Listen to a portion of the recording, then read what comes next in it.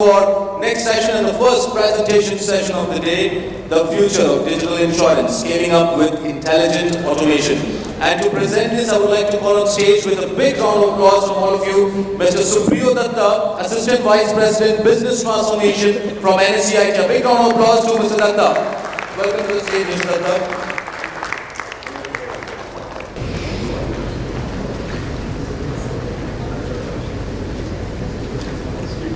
Good morning, everyone. A lot of good discussions that has happened from yesterday and a lot of things have got covered. But I represent NSEIT. Give you a quick brief about myself. I represent NSEIT, which is a solution integration provider. And we work with some of the top 15 plus insurance companies. And we are there into this business from 2001, so it's been 20 years. We work with the insurance regulator also very closely, and our team members are working with some of the all the insurance companies in some way or the other, because while we are tied up with IRDAI, there are multiple applications which we are working on with IRDAI, where our team members are helping insurance companies integrate their applications with the IRDAI solutions. So the topic that we have chosen over here is intelligent automation, but it will have a little bit of a flavor of digitization, where we understand that while we are interacting in the market with the insurance companies, we find that a lot of companies are taking baby steps towards the digitization. Some of them are there into the advanced stages of the digitization. How we can help them, and what is the voice of the customer that we are getting from the market. Second, we are going to quickly cover a little bit on the AI impact on the insurance part of it. We'll give you the use cases also where you can actually start working on this, and how we have built up models which are quick fix models which are readily available, and will give you a quick start to your AI journey. These are the three challenges as per Gartner that is actually impacting all the industries, not only the insurance industry. One, a global turmoil which is actually into the market, into the exchange market, and you never know where exactly the market is going. Few days back, RBI said that it is more or less stabilized right now, but yet it is not out of the woods. Few months back, we were deliberating whether US has got into a recession or not, and there was a challenge over there. And when Uncle Sam even sneezes, the whole market goes for a turmoil. We have got this Adani case going on, and these all are taking a complete impact onto the multiple segments of the industries that we are working with. Second is, a year down, still no results of the war, and all the countries are now looking towards putting more money towards ensuring that this war continues. It is just not coming to an end, no peace talks, nothing. Last one, the most important one, we are all talking about AI, we are all talking about, let's say, the new hottest topic in the market is ChatGPT. Are we having enough skilled laborers to actually support these initiatives? The major challenge is out over there. You have got people who know, but you do not have enough skilled people who have got the experience to actually implement it for you. So these are what we call as the triple squeeze, which is actually challenging each and every industry. A Gartner report published as latest as Jan 2023. The top section are the ones, there are 2000 plus CXOs who were interviewed during this exercise, and you have got the results where on the top, these are the areas where the CXOs are saying in 2023, because of the previous effect that you just saw, the triple squeeze effect, they want to spend the money in the customer experience. From yesterday till the last panel, you have heard a lot about customer experience. It is because of this that you retain your business first, then grow the business. Otherwise, your competitors will take away whatever business you have if you are not able to retain it. And that clearly brings out the areas where the CXOs are ready to invest their money on. And one of the top areas, if you notice, is application modernization, artificial intelligence, and API-based integrations. These are the ones which will actually lead you directly towards your digital journey also. These are the foundation layers which you have to put up if you want to get into the AI-based journey also. Without these, you are. And all companies are taking some or the other steps to ensure that they start this journey. Some companies are way ahead of the curve, some companies have already begun their investments on this. A quick look at the insurance market, how it is spreading across. First, I will focus on the last one, which is the topic of the day. 60% of the insurers reported an increase in sales because of predictive analysis. Now, these are the data that the insurers already have, and some of them have effectively utilized that to get more business and reduce their expenses. The others are working on these in some way or the other to get to these levels. Then we look at financial year 23. This is a projected estimate how much is the life insurance segment going to grow. To grow to that extent also, there are two things that you will require. One is, again, save your customer base, give them the best experience so that you do not lose it to your competitors. And second is that expand into new horizons. I heard a question from someone who was looking forward towards some answers from the rural area. A very valid question, because I have covered it a little bit over there, because IRDA has come up with a mandate that by 2047, all the eligible Indians should be insured. The steps are already being taken. Solvency ratios are being reworked, ease of business is being reworked, and there is a paper which has been already released in November 2022 by IRDA to take these steps into the market.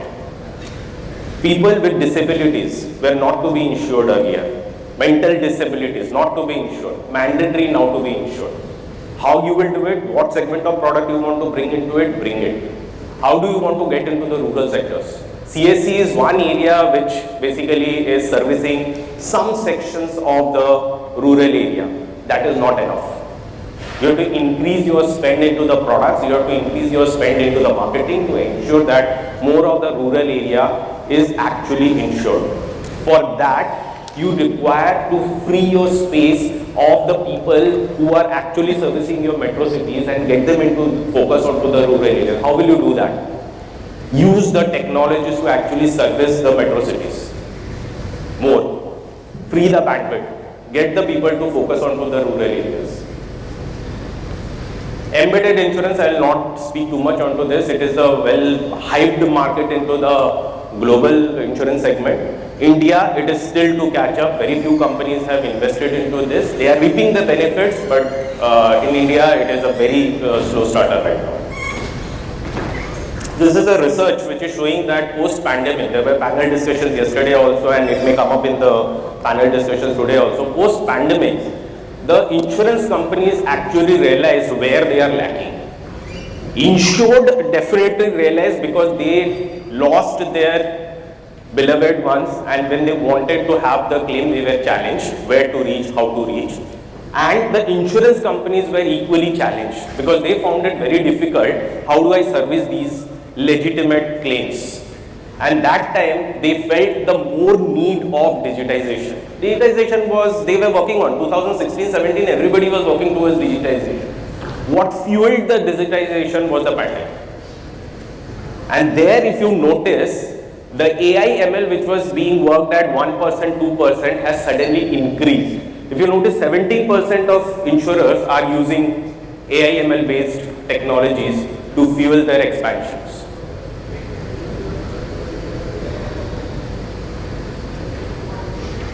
What are we trying to look at in 2023? This is a little bit on the global side. New kind of products, new kind of channels in which we should land up our products. One of the very critical elements, ESG. I was expecting a little bit more on ESG to be discussed in the panel. Somehow it may come up in the near future when the panels are there during the day. It is mandatory that all the insurance companies have to abide by the ESG rules and regulations, and the Insurance Council has already signed up on this on behalf of the insurance companies, and we are yet to see active measures. There are measures which are being taken. For example, if you have received an email or an SMS alert that your policy document will no more be printed, it will be giving you in a digital manner. It is a step towards the ESG that they have already taken. They are saving on the carbon footprint. What more? Your employee work-life balance. If they move out of the office at a certain period of time, the consumption of the power and everything comes down. Your contribution towards the society. You've got a good governance. When you say good governance, all insurance companies with the funds that they receive, they plow it back into the market to get some revenue. Now, are you investing into such companies which are actually polluting the environment? No insurance company is educating, at least in the metro cities, that I am ESG compliant or I am taking steps and see this is my score. There are mandatory scores to be abided by in the ESG. And all insurance companies have taken baby steps towards that. And there is a deadline also which is being worked upon as a global deadline by when the ESG should be mandated and closed by each and every company. Artificial intelligence, blockchain are some of the ones on which yesterday there was a discussion related to Lemonade. Lemonade is one of the companies which has started settling down your claims in less than 30 seconds. They have mandated that my AI ML engine will take care of it. If there is some challenge, then only it will go into the next queue. Otherwise, 30-second flat. The only company in the world right now which is claiming that within 30 seconds I will do it. Good faith basis. There are some companies in India which have done it long time back, but yes, it was 30 minutes. They did it. It's not like that Indian companies are not doing it. Artificial intelligence is the one which is going to now impact each and every function of the insurance business. How it is going to do, which all areas it is going to do, we'll just cover up in a second. Blockchain not adopted in India to that great an extent till now. Outside there are various functionalities which are being explored to ensure fraud related activities are reduced using the blockchain implementation. India is yet to adopt into these areas. Some of the stats I already discussed about the first one where the IIDA is really serious about the 2047 agenda, and last year government infused some 5,000 crores into its own insurance companies to make them afloat and get them ready for the privatization. And this year, as good as this Monday, there was a news that another 2,000 crore is going to be invested by government into these insurance companies, which are the government-owned insurance companies, and they are planning that by a year or so they should be ready for the sale. The core area to note over here is that claims ratio is high, their numbers are not looking good, and second, they are heavily lagging into the digitization efforts. It took a mammoth effort for LIC to bring their digitization to the stage that you are seeing today. If they can do it, other insurance companies can also do it, but it took time. Now, while we look at the life insurance part of it, with better age, medical facilities being available, definitely the life expectancy is on the higher side. Now, what is happening when we expect the life expectancy to be on the higher side? If you notice, the insurable population is going to be approximately 1 billion by 2035. Now, how do you insure all of them? And what kind of products you need to work with them? It's not just the saving product. The other kind of products where these people will be retiring, they require their pension. If those categories of products are going to be in the demand in the next few years, you start investing now, you will get into these sections. Banca, there was again a discussion about how do I reach the rural. Yes, the only vehicle which is currently, reliable vehicle which is currently available is the bank assurance partners. And SBI has got a bank channel which is spread across, villages also. You can see a ATM over there or a bank branch over there. It is best to ride on such kind of channels. This is purely our view of what the insurance industry can do. It's a point of view that we are trying to present. I will give you, not all the boxes we will discuss because of the time issue. So personalized user experience, a lot has been discussed. I will give you two examples practically where we have worked upon. One of the largest bank, private sector bank in India, which has got 1400 plus ATMs. So we just go to the ATM, pull out money. Have we ever thought of how much amount of money is tagged into an ATM per day? Let's say on an average 50 lakh. Any ATM. 1400 ATMs have got in India. 1400 multiplied by 50 lakh, that much amount of money is blocked in the ATMs and is not available for the bank to use on a daily basis. Now, when this bank we were discussing, we did a predictive analysis for them during the COVID, because it was difficult for the banks to refill the ATMs. Now, what we told them, you give us an access to your data from the network switch, so that we know which particular ATM is having what particular amount of money left in a period of 30 days to understand the pattern. And we will give you how much amount of money you should stack into these ATM on which day. And that usage based pattern helped the bank in saving few thousand crores in next 10 days. We did the exercise in 45 days, we implemented it, and now the solution is being used by the bank on a regular basis. And the worst impacted are the third party service provider, the vans which used to run around, sir ATM mein paisa bharna hai, so I have done 2 trips, please give me the money. Now I have got history of that ATM, I showed to them, boss, you have refilled the money more than it is required. And that money is now available as a liquid money to the bank to be used. Second, we did it for a cooperative bank. During the Diwali season, the cooperative bank wanted to do analysis of which particular bank products should I try and sell to my clients who are having account in my bank. Very nicely, when we did the analysis, we found that there are multiple such bank accounts in which the money is just lying. During the Diwali season, they just spend the money and again the money is refilled. That's it. And the bank employees do not have any idea. They are just calling up, sir, car loan le loge kya? Bike loan le loge kya? But do you know how much money they have got? Are you targeting the right person? We did again a predictive analysis over here and we give them a list along with the account number, along with what products are suitable for them, which you should pitch for. The first wave had a 97% accuracy and the loans were disbursed in the next month.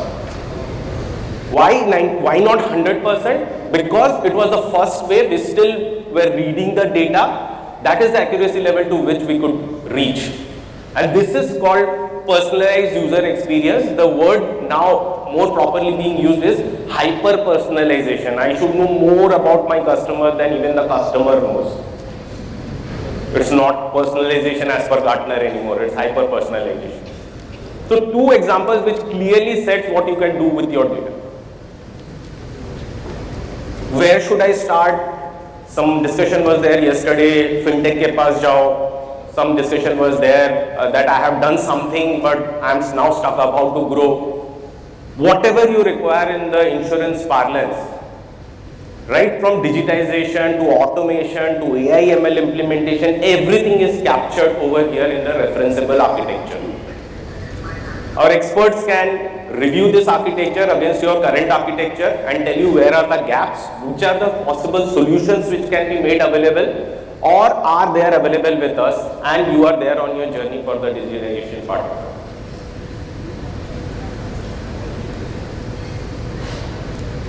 Just 2 more slides. First is now some examples.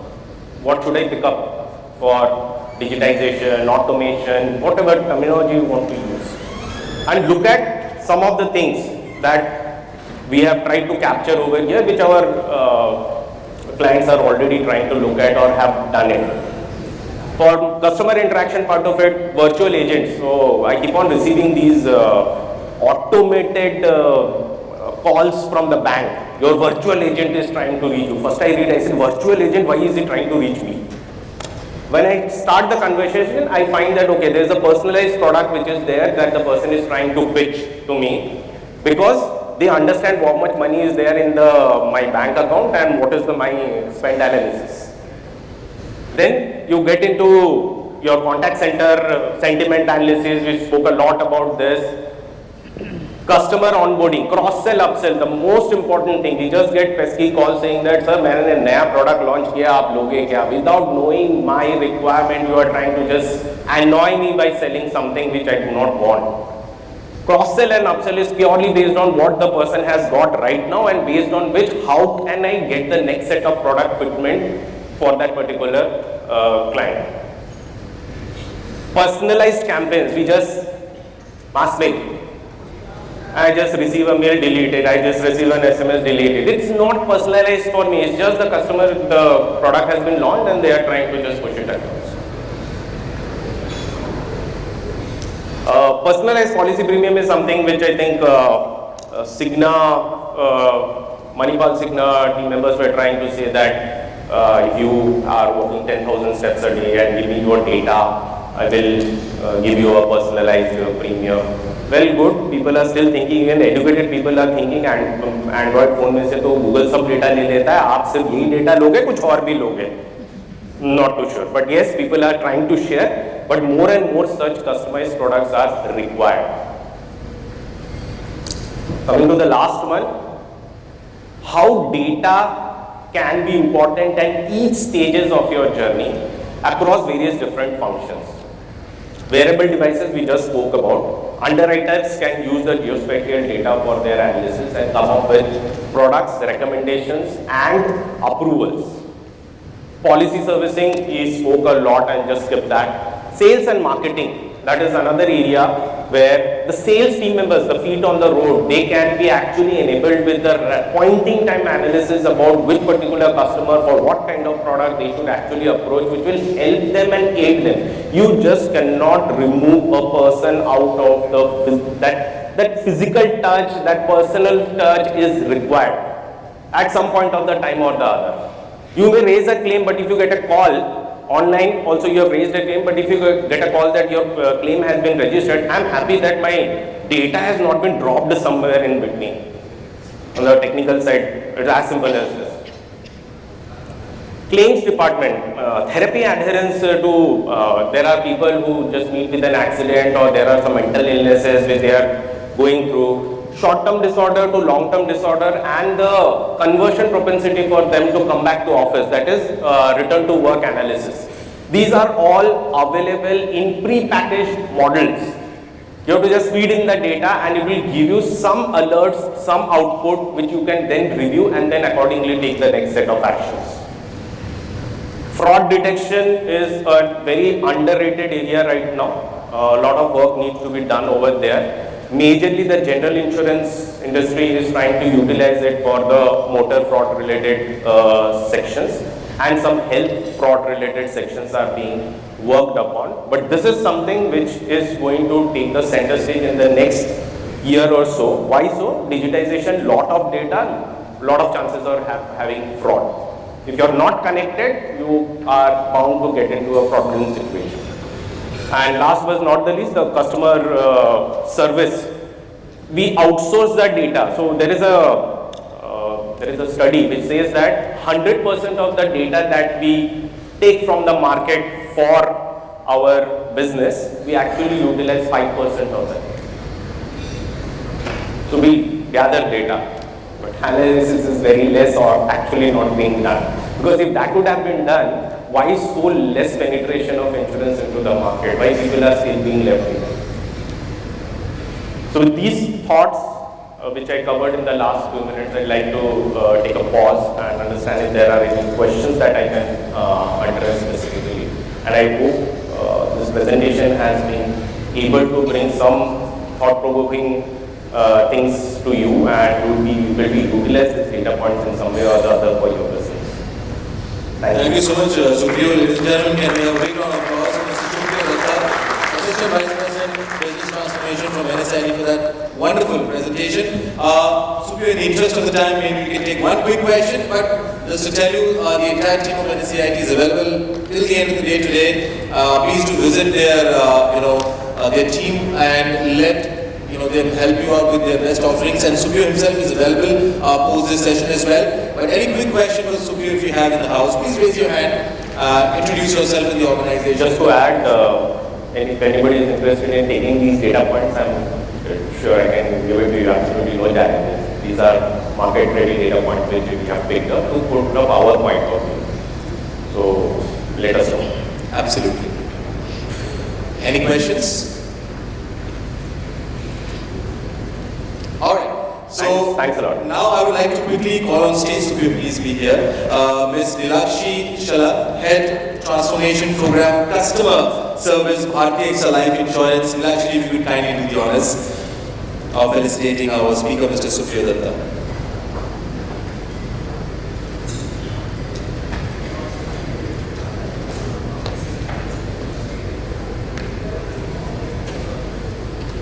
Big round of applause, ladies and gentlemen. Mr. Supriyo Dutta from NSEIT.